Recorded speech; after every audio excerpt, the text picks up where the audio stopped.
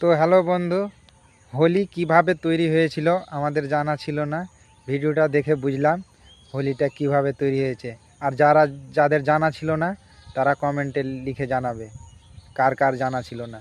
যেই সমস্ত মানুষ হোলি নামে পথের নিরীহ কুকুরের শরীরের উপরে রং বা আবির ছিটায়, আজকের ভিডিও তাদের জন্য। প্রথমে আসি, হোলি শব্দটি কোথা থেকে আসলো। পৌরাণিক কাহিনী অনুসারে অসুর রাজা হিরণ্যকশিপুর বোন হোলিকার নাম থেকে হোলি শব্দটি এসেছে। এমনকি সংস্কৃত শব্দ হোলকা থেকে হোলি শব্দটি এসেছে বলে অনেকে মনে করেন। প্রাচীন ভারতের অর্থ ছিল অর্ধপক্ষ শস্য বা আধাপোড়া দানাদার শস্য, যেমন ভুট্টা, গম, জব প্রভৃতি। বসন্তকালে নতুন ফসল কাটার আগে দেবতার উদ্দেশ্যে এই ফসল নিবেদন করা হতো, যা থেকে এই উৎসবের নাম হোলি হয়েছে। এছাড়াও পাঞ্জাব এবং উত্তর ভারতের কিছু অঞ্চলে হোলা শব্দের অর্থ হলো আগাম ফসলের প্রত্যাশায় ঈশ্বরকে ধন্যবাদ জানানো। পরবর্তীতে কৃষি প্রধান সমাজে নতুন ঋতু ও ফসলকে বরণ করার আনন্দের উৎসবটি কালক্রমে হোলি নামে পরিচিতি পায়। এবার আসে এই দোলযাত্রা এবং হোলি সম্পর্কে পৌরাণিক ইতিহাস কি বলে। হোলি উদযাপনের পিছনে বেশ কিছু পৌরাণিক কাহিনী রয়েছে। তার মধ্যে সবচেয়ে জনপ্রিয় হলো ভক্ত প্রহ্লাদ ও হিরণ্যকশিপুর কাহিনী। প্রাচীনকালে হিরণ্যকশিপু নামে এক অসুর রাজা ছিলেন। তিনি চেয়েছিলেন সবাই তাকে ঈশ্বর হিসেবে পুজো করুক, কিন্তু তার নিজের ছেলে প্রহ্লাদ ছিলেন ভগবান বিষ্ণুর ভক্ত। তার নিজের সন্তান যেহেতু তাকে ঈশ্বর মানেন না, তাই নিজের সন্তানকে মারার জন্য হিরণ্যকশিপু তার বোন হোলিকার সাহায্য নেন। হোলিকার কাছে এমন এক বড় বা শক্তি ছিল যা তাকে আগুনের পোড়ার হাত থেকে রক্ষা করত। তখন তিনি ভাবেন তার বোনকে দিয়ে নিজের সন্তানকে কোলে নিয়ে আগুনে প্রবেশ করুক। সেই আগুনে তার সন্তান প্রহ্লাদ পুড়ে যাবে এবং তার বোন অক্ষত থাকবে, যার জন্য তার বোন হোলিকা প্রহ্লাদকে নিয়ে আগুনে প্রবেশ করে। কিন্তু অলৌকিকভাবে ভগবান বিষ্ণুর কৃপায় প্রহ্লাদ বেঁচে যায় এবং পাপী হোলিকা আগুনে পুড়ে ছাই হয়ে যায়। এই অশুভ শক্তির পরাজয়কে স্মরণ করে হোলির আগের রাত্রে হোলিকা দহন বা নেড়াপোড়া উৎসব পালন করা হয়। এছাড়াও দোলের পরের দিন হোলি উৎসবে রং বা আবির খেলার সঙ্গে ভগবান শ্রীকৃষ্ণ এবং রাধার এক জনপ্রিয় পৌরাণিক কাহিনী জড়িত। এই কাহিনী বিশেষ করে বৃন্দাবন এবং ব্রজ অঞ্চলে খুবই প্রচলিত। পুরাণ অনুযায়ী শৈশবে ভগবান শ্রীকৃষ্ণের গায়ের রং ছিল শ্যাম বর্ণের, অর্থাৎ গাঢ় নীল বা কালো। অন্যদিকে রাধা ছিলেন খুবই ফর্সা এবং উজ্জ্বল বর্ণের। ছোট কৃষ্ণ একদিন তার মা যশোদাকে জিজ্ঞেস করলেন, মা, আমি এত শ্যামবর্ণ আর রাধা এত ফর্সা কেন? তখন মা যশোদা মজা করে বলেন, তুমি চাইলে রাধার মুখে রং মেখে দাও, তাহলে রাধাও তোমার মতো রঙিন হয়ে উঠবে। এই কথায় ভগবান শ্রীকৃষ্ণ আনন্দ পেয়ে রাধার মুখে রং লাগিয়ে দেয়। রাধাও মজা করে ভগবান শ্রীকৃষ্ণকে রং লাগান। সেখান থেকে অনেকে মনে করেন দোলের পরের দিন রং খেলার প্রচলন এসেছে। তবে এই হোলির দিন রং খেলা প্রত্যেকটা ধর্মের মধ্যে এক প্রতীক বয়ে আনে। এই হোলির দিন ধনী গরিব, ছোট বড়, জাতপাত সবকিছুর ভেদাভেদ ভুলে গিয়ে একে অপরকে রং লাগায়, যাতে সবাই একই সাজে সেজে ওঠে, কেউ কাউকে বড় না ভাবতে পারে এবং ভ্রাতৃত্ব বৃদ্ধি পায় এবং ঐক্যবদ্ধ প্রতিষ্ঠিত হয়। রং মানে আনন্দ, খুশি এবং আবেগের প্রকাশ। রং মাখানো মানে আমি তোমার সঙ্গে দূরত্ব রাখছি না, সম্পর্ক মজবুত করছি এবং অভিমান ভুলে গিয়ে মিলে যাচ্ছি। কিন্তু এই আনন্দের সময় আবেগের বশে আমরা না জেনেই পথের নিরীহ কুকুরের উপর রং বা আবির ছিটাই, যা তাদের জন্য খুবই ভয়াবহ। কুকুরের ত্বক মানুষের তুলনায় অনেক বেশি সংবেদনশীল বা সেন্সিটিভ। হোলির রঙে থাকা কিছু কেমিক্যাল তাদের ত্বকের প্রাকৃতিক তেল নষ্ট করে দেয়। এতে ত্বক শুষ্ক হয়ে যায়, অ্যালার্জি ও র্যাশ হয়, অতিরিক্ত চুলকানোর ফলে লোম ঝরে যায়, এমনকি ফাঙ্গাল বা ব্যাকটেরিয়াল ইনফেকশন পর্যন্ত হতে পারে। তাছাড়াও চোখ লাল হয়ে যায় কিংবা পুরোপুরি অন্ধের ঝুঁকি থাকে। আমাদের উচিত অবশ্যই আনন্দ করা। ওই দিন আমি আনন্দ করবো, আপনি আনন্দ করবেন এবং গোটা পৃথিবীর মানুষ আনন্দ করবে, কিন্তু সেই আনন্দ